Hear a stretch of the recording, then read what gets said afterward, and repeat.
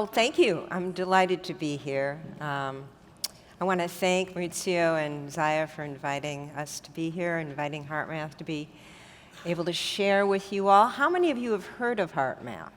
Oh my. Let me ask you the other way. How many of you have not heard of HeartMath?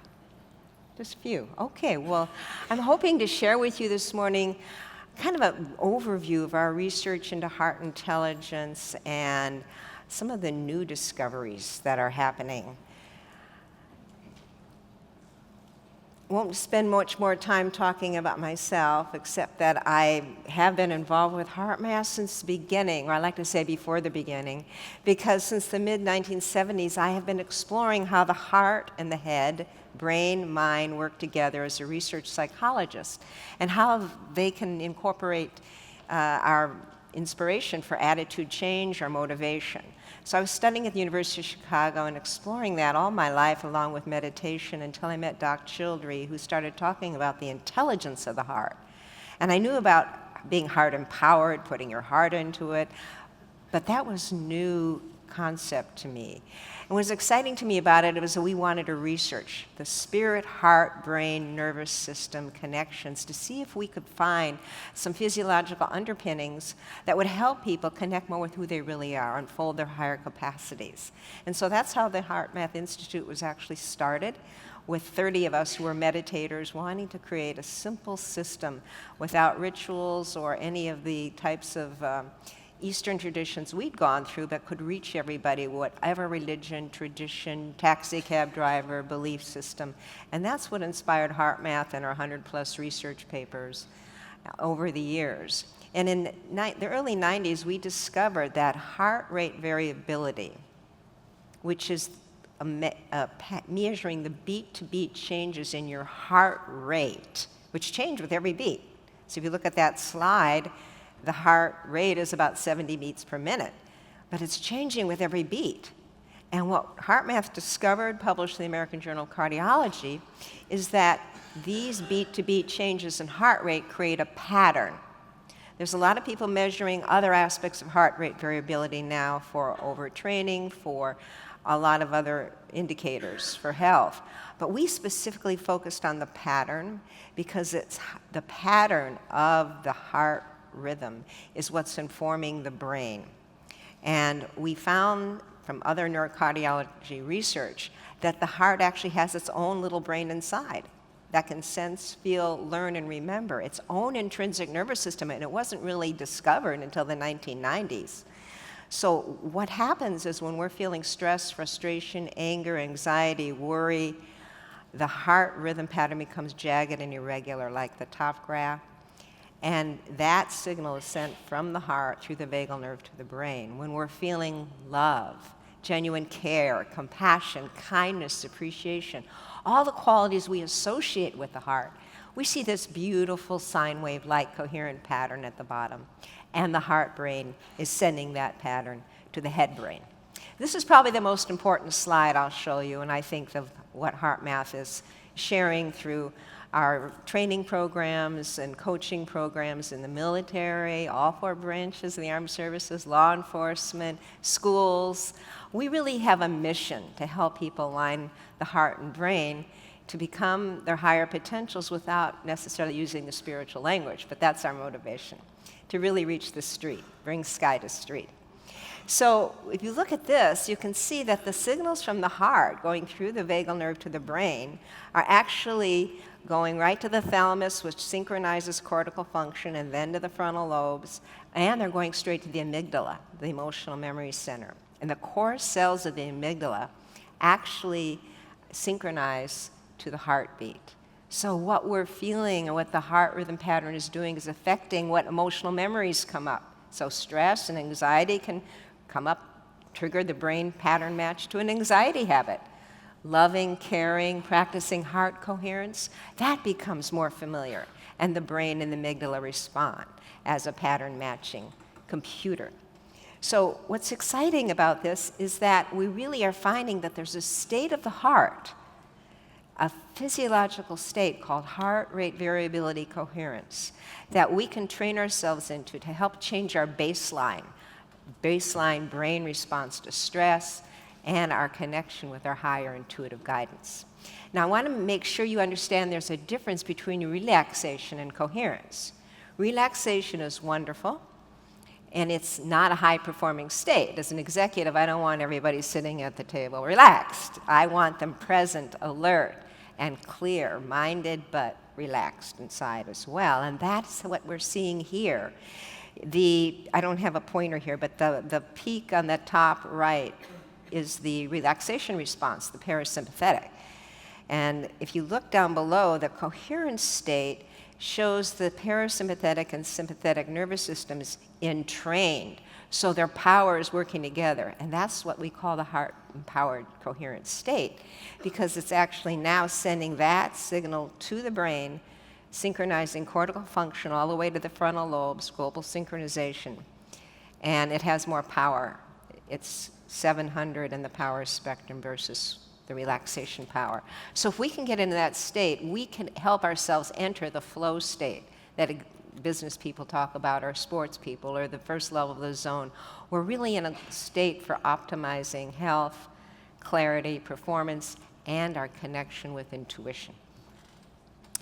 So we really look at this heart intelligence, this very scientific definition of it, this physiological definition, as what is going to create this breakthrough in human understanding of science and non-duality that everybody can use, the ordinary person can use, once we understand it's a big paradigm shift, that the brain isn't controlling everything, that the heart actually sends more signals to the brain telling the brain what to do than the brain sends to the heart. Most of the traffic from heart to brain, 90% of it is afferent from the heart and the body. And that's just turns everything upside down in terms of physiology. So picture heart intelligence as the flow of awareness that happens when the heart, brain, mind, and emotions are in coherent alignment. And that gives us connection more with the intuitive guidance that we all want to feel and be led by. And the technologies, the training programs that HeartMath has created were all for this purpose. We market them for stress management, stress relief, health, well-being, optimal performance. But in our heart of hearts, they're really to help people connect with this heart coherent state, to connect more with their intuitive guidance and higher self, higher potential. And so it has games for kids or adults to play to help train into coherence. And how does this relate directly to intuition? Well, we did the research replicating some studies that IONS, the Institute of Noetic Sciences, had done, and we took it one step further to really look at how heart coherence might play a role in this. We had people, brain waves, skin response, EKG, everything hooked up. And we were looking at what is the electrophysiology of intuition. And what we found is that well, let me describe the experiment.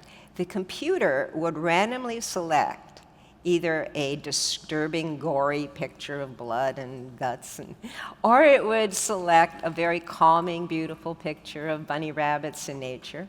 And you didn't know which one it was going to do, because it was all random. And we wanted to see what the response would be from the physiology.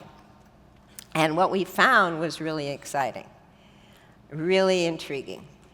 So here what you see is before the computer randomly selects the picture, the heart knows if it's going to be disturbing or calm. The heart knows, and you can see it diverging there, the red line at the bottom and the blue line at the bottom of the graph. If it was a disturbing picture, you can see that the red line had a different response. It was a calm picture. The HRV had a different response. So the divergence happened 4.8 seconds prior to the computer randomly selecting the picture. Then what we noticed from heartbeat evoked potential analysis, it's called, that the heart was then sending a different neural signal from the heart to the brain, all the way to the frontal lobes, and the brain responded then, also before the computer randomly selected the picture. But it was directed by the heart's pattern. And that was pretty exciting, because the implications of this are that the intuitive processes of the heart are accessing a field of information that's not limited by the boundaries of time and space through an energetic or spiritual heart. The coupling of our energetic or spiritual heart that everyone in yoga and consciousness talks about to our physical heart, and then the physical heart then informing the brain. And this is outside of time and space, the real non-dualistic state. And what we found is people who were practiced in heart coherence could really get into that sine wave state, had stronger effect on the frontal lobes. They were more connected with the heart's intuitive guidance. So that would encourage us all to practice. Now, what gets us into heart coherence state more and more? It's that sincere shift out of the mind to the heart, like that beautiful meditation, letting it really shift to the heart center and really putting out love, care, compassion, kindness, appreciation. That increases what we call personal coherence. And as we increase our personal coherence, remember when we get stressed or angry and frustrated or worried, which is easy to do these days, we live on this planet and look what's happening. How do we learn to shift back quickly? And how do we train ourselves so we have more of a strong baseline to get us back there quickly during the day-to-day, not just during meditations? And that's really what the HeartMath tools and technologies, that's what we develop them for. I use them myself all the time because life is challenging today. So as we increase our personal coherence, what happens is we're starting to increase what we call our social coherence. And this is also very exciting research about the heart, because the heart, if every heartbeat is putting out a powerful energy, that's what powers the brain and body, and it's beating what we're feeling in that heart rhythm pattern out into the world around us. So think of the heart's magnetic field as like transmitting the heart's pattern and information, like a radio wave, like a radio station, out into the world around you. And it can be measured up to 5 feet away, that my heart rhythm pattern can be measured in your brain or in your field. So we are all affecting each other. So again, frustration, anger, worry, anxiety, feelings it's hard not to feel these days, especially, create this radio wave of stress. And we see the stress waves and feel them all over the media and the planet. Whereas if we can shift to appreciation, gratitude, care, love, compassion, look at the beautiful harmonic wave that we're bringing out in the environment. And this is something that really touched my heart when I first saw this research. Josh and Mabel, in the research lab, Josh was 12 years old at the time. Mabel was a very old dog, probably about 12 years old at the time too. And they were in different parts of the lab. And what happened is they were hooked up, and when Josh went into the room that Mabel was in, didn't touch her, didn't talk to her, sat down in a chair and started radiating love to her, did what we call a heart lock-in, a coherence technique. Look what happened to Mabel's heart rate variability pattern. The dog received the love, felt the love, the two entrained. Isn't that awesome? To me, this picture speaks 1,000 words. I still get chilled every time I look at it, because what it's saying is we are affecting each other's fields all the time. We are connected, and this has been replicated with people and horses and people and people.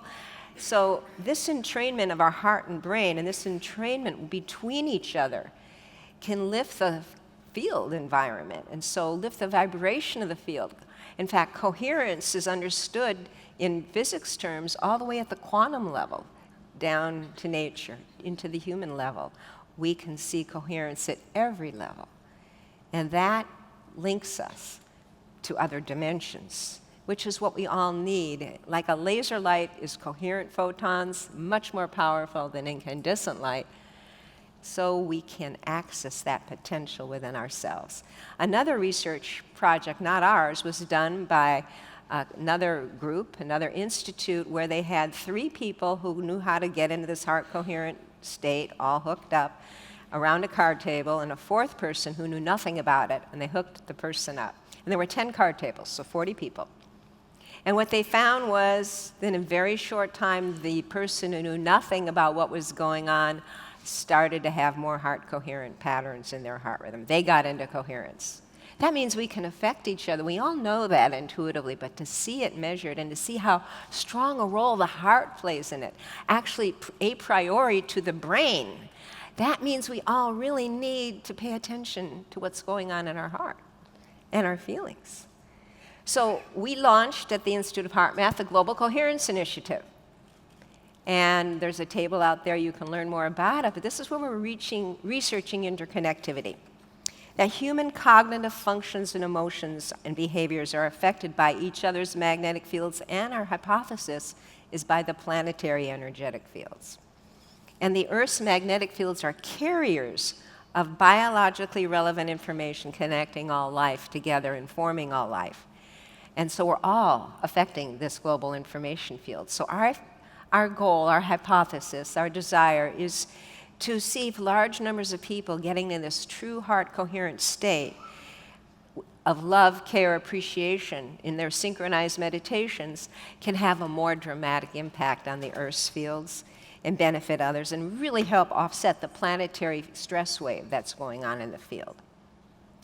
So we are actually measuring our interconnectivity. We have sensors, ultra-sensitive magnetic field detectors at sites throughout the world. We want to have 13, I think we have 6 installed right now, that are sensing the fluctuations and changes in the Earth's fields and seeing what impact that has on human heart rhythms and the brain waves and health. And we know that the heart rate variability pattern is the most affected, the most sensitive to changes in the field. And now, how can we collectively get heart coherent and maybe couple with the Earth's fields, the ionosphere, the magnetic fields? And so we're starting these interconnectivity experiments, and there's been some incredible data, which you can go to our booth. Dr. Roland McCready will be there after this talk. He's our director of research. And you can learn more about it because I don't have time to share it all with you, so I have to leave you with something intriguing. So feeding the field. A first step for all of us, I don't care how long we've meditated, to raise the vibration of the collective field environment is taking more responsibility for our own energies. Even if you already are, we can always go one more level. And what we're feeding the field each day, making it easier for others to connect with their higher potentials and increase joy. What are we feeding the field when we get stressed and worried and anxious? Even if it feels justified, it doesn't matter. The heart doesn't lie. You're either putting it out in the lower dimension or you're learning how to shift. We're all going to feel those feelings. They're not bad. It's how do we shift? I want to tell you a story, and then we're going to do a heart lock-in together. This story is about one of our HeartMath trainers working in Lebanon in the Syrian refugee camps. This is a little 8-year-old girl who, along with thousands of other children there, have problems with urinary incontinence, bedwetting, because of the fear and trauma. And he taught them early heart smarts, the early program techniques that we have, and all 800 children have been able to regulate and stop the bedwetting, with a waiting list of 1,500 more. And this picture just touched my heart, so I wanted to share that with you. So let's do the heart lock-in technique together for a minute. And you've done something like this before, I'm sure, all the time, but this is the simplest way we've found to teach millions of people heart coherence. So let's focus our attention in the area of the heart. Pretend like your breath is flowing in through the heart area and out through the heart area. Breathe a little more slowly, a little more deeply than usual, in through the heart and out through the heart. And this starts to get us in that heart-focused breathing into that 10-second rhythm that begins to entrain the nervous system.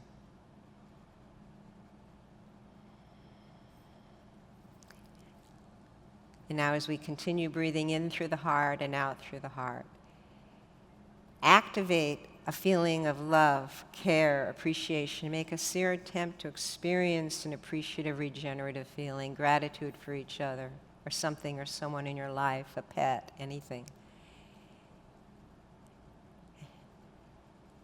And now let's radiate that positive, caring, regenerative feeling to each other. Radiate out from the heart's magnetic field into the field environment.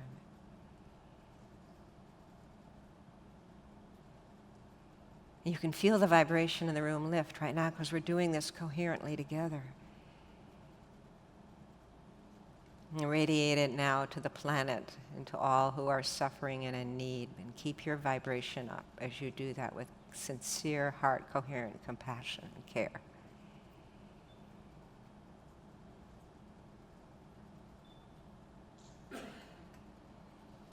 Thank you. That took 1 minute, and shifts can happen that fast. And that's what the world needs and we need. And I want to invite you all to a retreat we're going to be doing in Mexico in December. You can get information at the table.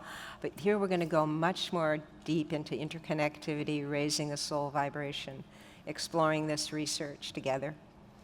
And